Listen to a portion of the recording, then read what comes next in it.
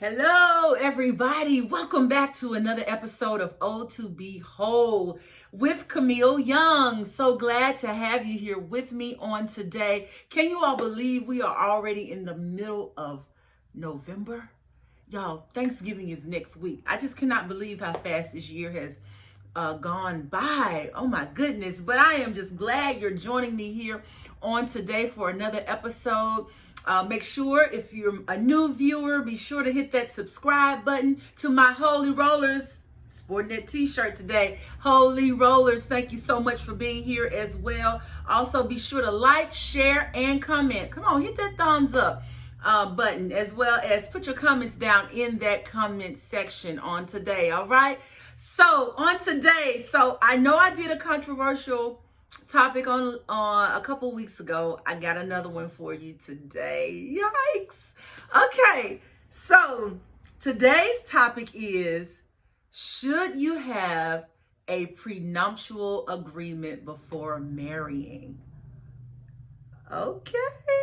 Should you have a prenuptial agreement before marrying? Or, when you're in the engage, you've been asked, someone has asked you to marry them, or you have asked someone to marry you. Should you have a prenuptial agreement written up, of course, by an attorney, for you or the both of you to sign before you get married? I know this is a super touchy topic, and like I said, I may get some thumbs down, but it's all good. It's all good. I don't know. It's one of those things, and I think I talk about this in one of my other videos much earlier on in the year, just talking about those hard conversations. I have a video talking about hard conversations, and this, talking about a prenuptial agreement, is a very difficult conversation to have, when you are planning to marry somebody. And I can understand how. I mean, money is just hard to talk about anyway, but talking about it with someone that you're saying you're going to spend the rest of your life with, that you love them, and you're making vows of death to death do us part, sickness and health, better or worse, all of those things, and then to talk about a prenuptial agreement, that kind of sometimes seems contradictory in what love is all about. So, I consider myself a pretty traditional type lady when it comes to marriage, and in terms of gender roles to some degree, not 1930s gender roles, but I do believe, men and women are very different, and there are certain strengths that men naturally bring to a relationship. There are certain strengths that women naturally bring to the relationship. And I believe, you can operate much better in those things that are natural to you. So when I say traditional, I am more traditional in my thinking when it comes to marriage.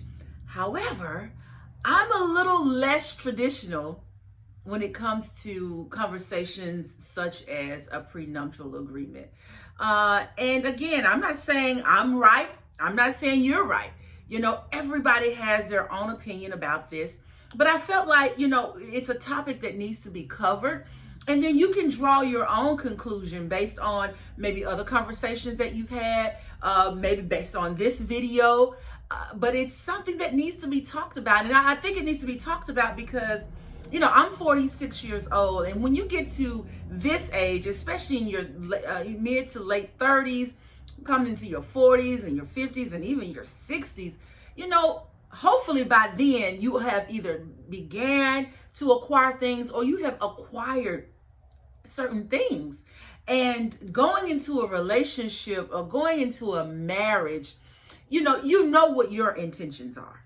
Okay, I know when the opportunity comes for me to get married, I know what my intentions are. My intentions are long-term. My intentions, and when I say long-term, I'm saying this it. You are it, till death do us part. And that is my intention.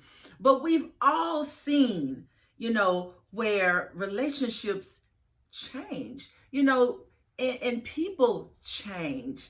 And again, this is a tough conversation to have, but it has to be had, people. We got to talk about the stuff that's hard and challenging to talk about.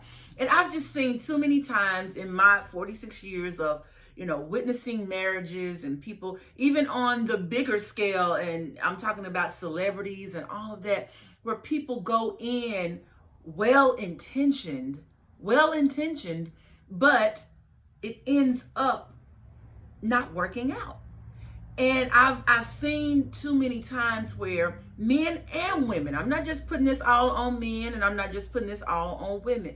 Men and women find themselves in relationships, marrying, seeing this person as your life partner, and you don't sign or get a prenuptial agreement, and the relationship ends up failing. And you end up in bitter divorces. You end up in divorce court, and it's like, I can't believe this is the person that I married. This is not what I expected when I entered into this relationship.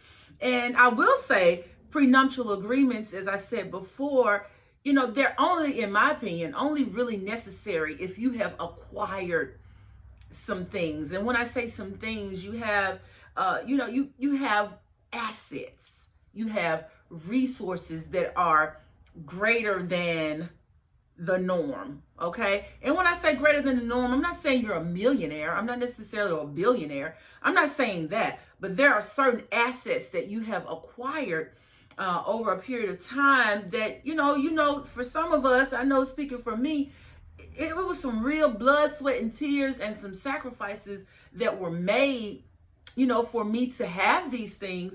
And to think that going into a marriage, that if the person that I'm with decides to, to change up on me, or, something happens and it doesn't work for whatever reason, they are able to strip me of those things. And I do have a different opinion. Now, I'm not saying a prenuptial agreement is required. I'm not saying that at all. And I'm not saying 100% that I would, ask someone to sign a prenuptial agreement. But I would understand if I were to marry a man of means, meaning that, he has a lot. If we had to have that conversation and he asked me about that, I wouldn't be offended. I would not be offended, because there are situations and you never know a person's background, what they've come from, they may have some level of fear, because it happens all the time. Y'all can say what you want to say now. You can say what you want to say, but you know what your intentions are when you go into a relationship. You don't know the intentions. I mean, the person may say what their intentions are.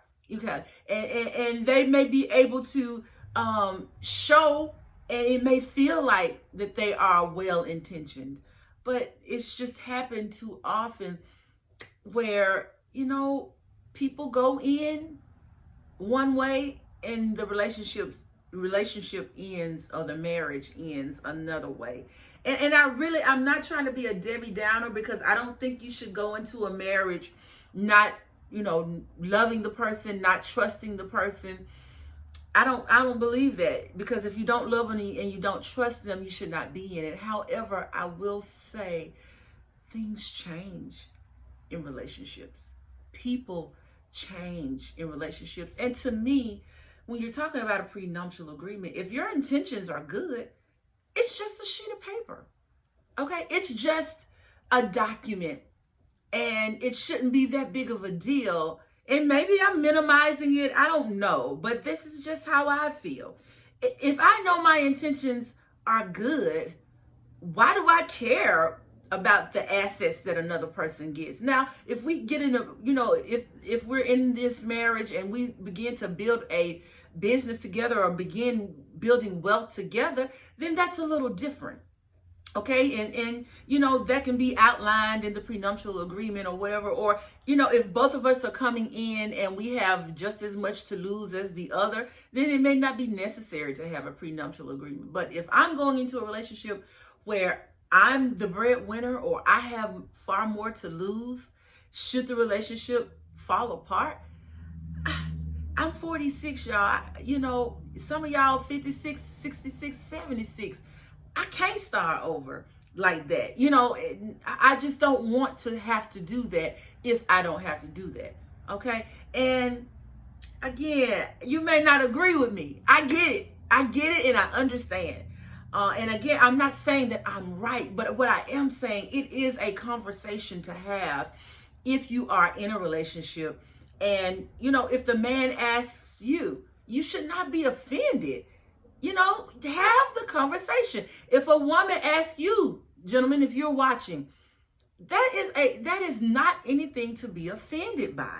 That is a conversation worth having because, you know, things happen in relationships. People are divorcing at neck-breaking speeds this, you know, nowadays, you know, and I just feel like you cannot avoid these hard conversations, talking about a prenuptial agreement being one of those hard conversations. You cannot avoid that, you know. You can, it's unavoidable. And if somebody you're with doesn't even want to discuss it and wants to even break up with you because of it, you know, in my opinion, maybe they do have some motives. And I'm not saying that you should force somebody to sign a prenuptial agreement. No, I'm not saying that. But it is a conversation to have. It definitely is a conversation to have. And it'll be a conversation that I have.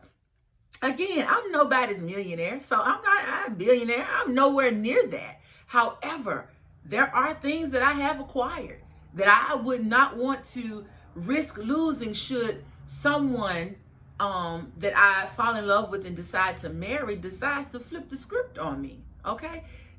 I'm just being real now. I'm just being real. Now, I will say the conversation that we had, I think it was the last video talking about abstinence, that goes back to the importance of remaining abstinent in your relationship because you think a lot clearer.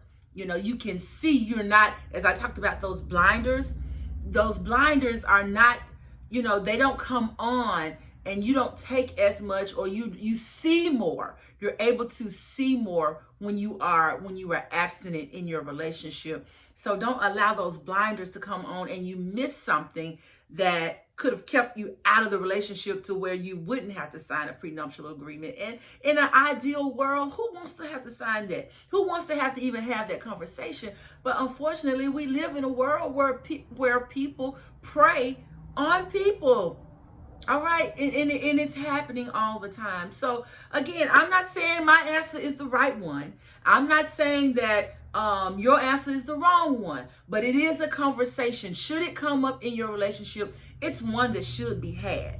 All right, and you all should be able, if there is love in that relationship and there is no ill will, you know, ill intentions on either parts of you, you should be able to come to an understanding and an agreement around how you want to navigate this conversation and what the resolution is around a prenuptial agreement in your relationship. Okay, I know it's controversial. I know it is, but I'm still going to talk about it. And put down in the comments if you have a differing opinion. Put that in the comments, or you have something you want to say about that. You know, put it in the comments and let's have some dialogue about this, because it's real. People, this is real. This is real talk when we're talking about going into a marriage, a lifelong commitment with someone, okay? So thank you so much for joining me for another conversation, another opportunity to have some real talk on W.H.O.L.E, okay? Be sure to subscribe, be sure to like, be sure to share, and as I said, be sure to comment. If you want some apparel, I'll have that information down in the description that you can click on my email, which is O2BeWhole@gmail.com. Also, if you're wanting some coaching support, be sure to reach out to me at O2BeWhole@gmail.com. You guys, and I appreciate you. And until next time, God bless.